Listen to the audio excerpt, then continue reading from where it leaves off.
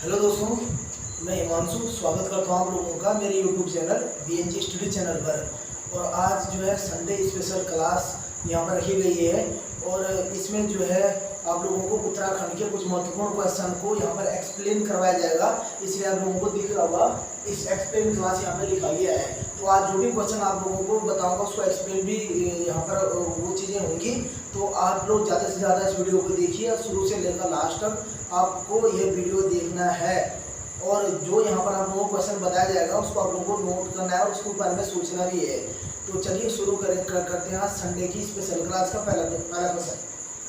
तो पहला क्वेश्चन है, कोटेश्वर जल विद्युत परियोजना किस नदी पर है? कोटेश्वर जल विद्युत परियोजना, कोटेश्वर जल विद्युत परियोजना, कोटेश्वर जल विद्युत परियोजना किस नदी पर है? तो कोटेश्वर जल विद्युत परियोजना किस नदी पर है? आपको इसका आंसर लिखना है भागीरथी नदी। किस नदी पर है ये? आप लोगों को आंसर लिखना है इसका भागीरथी नदी, टिहरी में। तो भागीरथी नदी ये टिहरी गढ़वाल में है। भागीरथी नदी टिहरी गढ़वाल में कोटेश्वर जल विद्युत परियोजना है। ये नॉर्मल सी चीज है, इसको एक्सप्लेन क्या करना है इसमें आप लोगों को बताओ। जल विद्युत परियोजना से संबंधित क्वेश्चन है, तो ये हमारा भागीरथी नदी। लीजिए दूसरा क्वेश्चन आज का, ऋषिकुल्या। तो ऋषिकुल्या नदी किसकी सहायक नदी है? ऋषिकुल्या नदी किसकी सहायक नदी है? ऋषिकुल्या नदी किसकी सहायक नदी है? किसकी सहायक नदी है? सहायक नदी है। कौन सी नदी बोला मैंने? ऋषिकुल्या नदी। तो ऋषिकुल्या नदी किसकी सहायक नदी है? तो यमुना नदी की सहायक नदी है। आप लोग इसका आंसर लिखिए यमुना नदी। यमुना नदी, ये यमुना नदी की क्या है? सहायक नदी है ऋषिकुल्या नदी। और ऋषिकुल्या नदी को क्या कहा जाता है? ये ऋषि गंगा भी कहा जाता है। इसी नदी को कौन सी गंगा कहा जाता है? इसी को ऋषि गंगा भी कहा जाता है, ऋषि गंगा। कई साथी जो आज इस वीडियो को देख रहे हैं उन्होंने शायद न सुना होगा ऋषिकुल्या का नाम, पर आप लोगों को ध्यान रखना है ऋषि गंगा नदी का नाम ही क्या है? ऋषिकुल्या नदी। तो ऋषि गंगा नदी का नाम है ये, आप लोगों को ये नोट करना है, ऋषि गंगा नदी। और ये जो ऋषिकुल्या नदी है, ये नदी है हमारी उत्तरकाशी की। ये हमारी उत्तरकाशी डिस्ट्रिक्ट की नदी, उत्तरकाशी जिला की नदी है हमारी, उत्तरकाशी जिला की नदी हमारी ऋषिकुल्या नदी। अगला आप लोगों को स्टार्ट करके इसी में लिखना है। तो जो ऋषि गंगा नदी है उत्तराखंड में, ये ऋषि गंगा नदी 3 जगह है। तो 3 अलग जगह है, ऋषि गंगा फर्स्ट, ऋषि गंगा सेकंड, और जो एक हमारी ऋषि गंगा ये उत्तरकाशी वाली है। बाकी 2 नदियां अलग अलग है। आप लोगों को इसका आंसर नोट करना है। तो ऋषि गंगा फर्स्ट आप लोग लिखिए, ऋषि गंगा। जो ऋषि गंगा जो फर्स्ट है ये हमारा है, ये ऋषि गंगा फर्स्ट जो सहायक नदी है अलकनंदा नदी की है। ऋषि गंगा फर्स्ट सहायक नदी है, सहायक नदी है किसकी? अलकनंदा की। ये हमारा अलकनंदा की सहायक नदी है।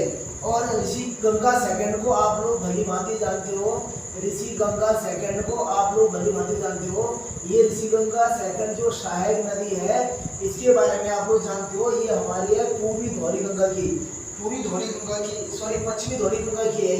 ये पश्चिमी धौली गंगा की सहायक नदी है, धौली गंगा। ये पश्चिमी धौली गंगा फेमस हुआ था, आप लोगों को पता होगा, रेणी गांव चमोली। ये जो है रेणी गांव चमोली में ये नदी है, रेणी गांव चमोली। रेणी गांव आप लोग यहाँ पर देखिए, रेणी गांव चमोली में है ये ऋषि गंगा सेकंड। यहाँ पर क्या आई थी? रेणी गांव में क्या आई थी? 7 फरवरी को क्या आई थी? आपदा आई थी। 7 फरवरी 2022 को यहाँ पर क्या आई थी? आपदा आई थी। और रेणी गांव से संबंधित है हमारे कौन? रेणी गांव से संबंधित है चिपको वुमन गौरा देवी। चिपको वुमन जिनको कहा जाता है गौरा देवी जो है इसी गांव से बिलोंग करती है, रेणी गांव। और तुम्हें पता होगा ये ऋषि गंगा पावर प्रोजेक्ट जो है पूरी तरह से ध्वस्त हो गया था जब 7 फरवरी को वहां पर क्या था? आपदा आई थी चमोली के रेणी गांव में। तो आप लोगों को इतना पॉइंट यहाँ पर नोट करना है, इसको आप लोग आगे इनको नोट करो। जो ऋषि गंगा फर्स्ट सहायक नदी है अलकनंदा नदी की है, ऋषि गंगा सेकंड सहायक नदी है पश्चिमी धौली गंगा की, और ऋषिकुल्या नदी इसी गंगा को कहा जाता है, वो उत्तरकाशी जिले में स्थित है। और बाकी ये दोनों आप लोगों ने नोट कर लिया हो, एक अलकनंदा में है और दूसरा आप लोग लिखेंगे पश्चिमी धौलीगंगा। तो ये दो आज के एक्सप्लेन क्वेश्चन थे शुरू के, इसको रब कर देते हैं और ये आप लोगों ने नोट कर लिया होगा।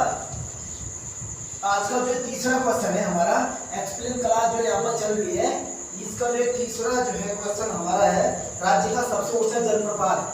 तीसरा क्वेश्चन है उत्तराखंड का सबसे ऊंचा जलप्रपात, वाटरफॉल जलप्रपात। तो उत्तराखंड का सबसे ऊंचा जलप्रपात आप लोग नोट करोगे, बिरथी जलप्रपात है। बिरथी जलप्रपात, बिरथी जलप्रपात जो है उत्तराखंड का क्या सबसे ऊंचा जलप्रपात है। इसकी हाइट आप लोग लिखना चाहो तो 126 मीटर इसकी हाइट है। बिरथी जलप्रपात आप लोग जानते हो कहाँ पर है, हमारा पिथौरागढ़ डिस्ट्रिक्ट में है। बिरथी जलप्रपात पिथौरागढ़ डिस्ट्रिक्ट में पड़ता है। और अगर क्वेश्चन आएगा राज्य का सर्वाधिक ऊंचाई पर स्थित, उत्तराखंड का सर्वाधिक ऊंचाई पर स्थित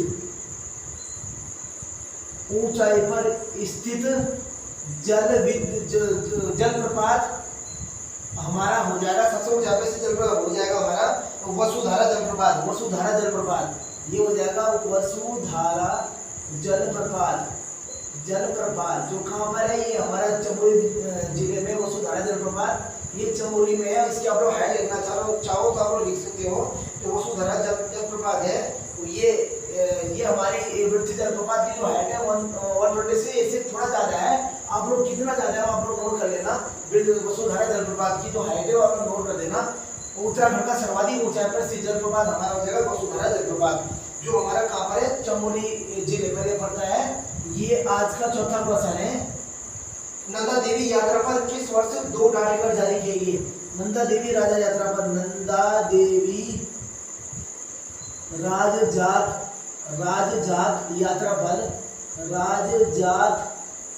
यात्रा पर कब 2 टिकट जारी किए गए। टिकट जारी किए गए तो आप लोगों को इसका ईयर लिखना है। आप लोग इसका ईयर लिख लो 2013 पर इसको जो है नंदा देवी राजा यात्रा पर क्या जारी हुआ था, टिकट जारी हुआ था।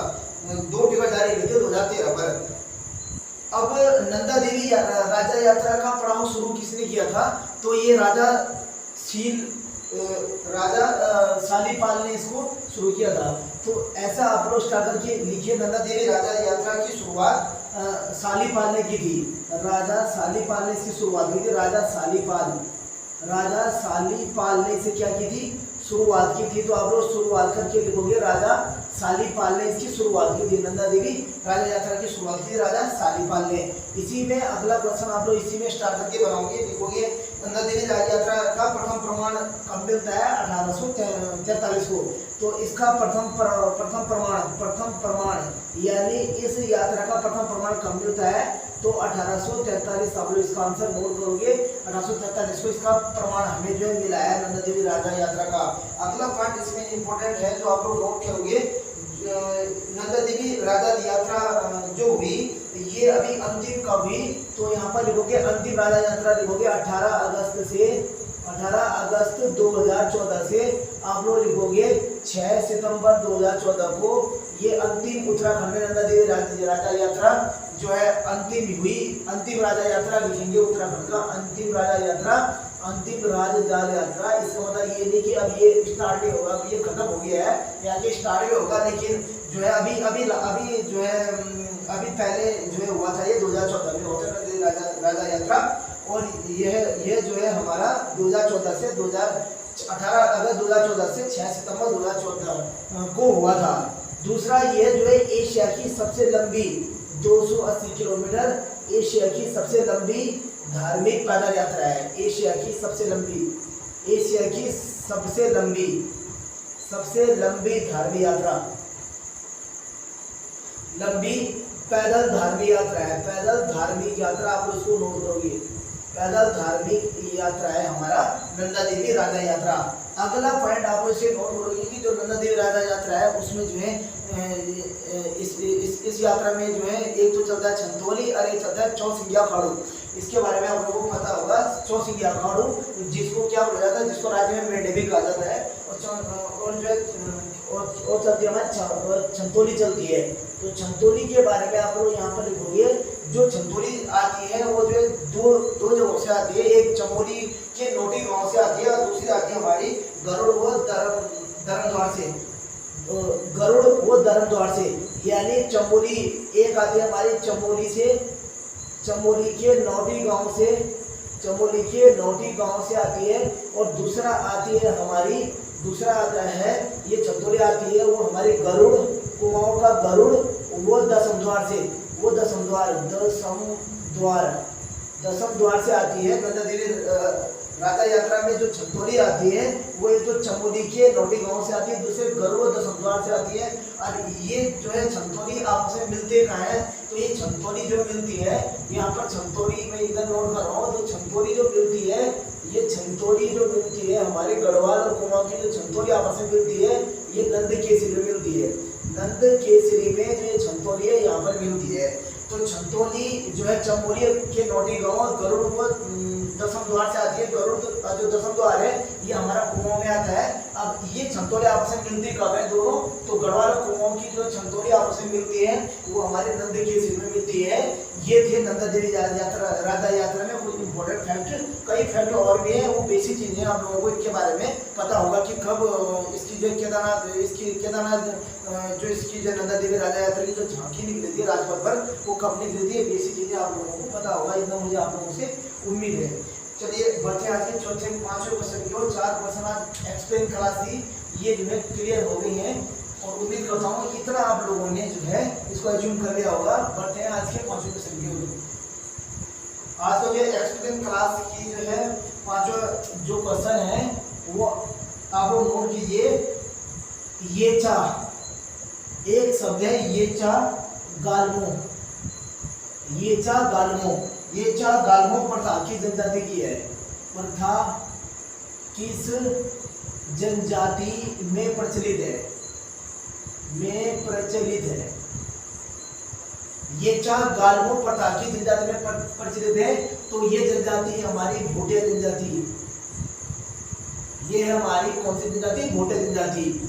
भोटिया जनजाति के बारे में आप लोगों को नॉर्मल पता होगा। इस जनजाति को उत्तराखंड में ऋतु प्रवास कहते हैं। ऋतु प्रवास यानी ऋतु के अनुसार अपना आवास छोड़ना ऋतु प्रवास कहलाता है। इसके बारे में आप लोगों को पता होगा कि जो ये भोटिया जनजाति है ये क्या करती है, ये 6 महीने तो रहते हैं ऊपर, 6 महीने पहाड़ों में रहती है, पहाड़ों में अपना आवास बनाती है। और 6 महीने कहाँ बनाती है अपना आवास, 6 महीने अपने तलहटी में, घाटी में, घाटी तो तलहटी भी, तो तलहटी में घाटी में अपना जो क्या बनाती है, आवास बनाती है। और जब क्या होता है, जब जो है ग्रीष्मकाल शुरू हो जाता है तो ये जनजाति जो है ऊपर पहाड़ों में चढ़ जाती है। जैसे ही जो है शीतकाल आता है तो ये लोग कहाँ जाते हैं, ये लोग नीचे आ जाते हैं। यानी जब ग्रीष्मकालीन आवास, जब ग्रीष्मकालीन शुरू होता है भारत में, उत्तराखंड में, पूरे भारत में, तो ये लोग ऊपर चढ़ जाते हैं पहाड़ों में। जैसे ही जब गर्मी बढ़नी शुरू हो जाती है ये ऊपर जाते हैं, और जब जो है ठंडा ज़्यादा हो जाता है, ठंड पड़नी, तो ये नीचे घाटी पर आ जाते हैं। और जो ये चा गालमो प्रथा है ये क्या है, तो ये जो है ये जनजाति अपने रिश्तेदारों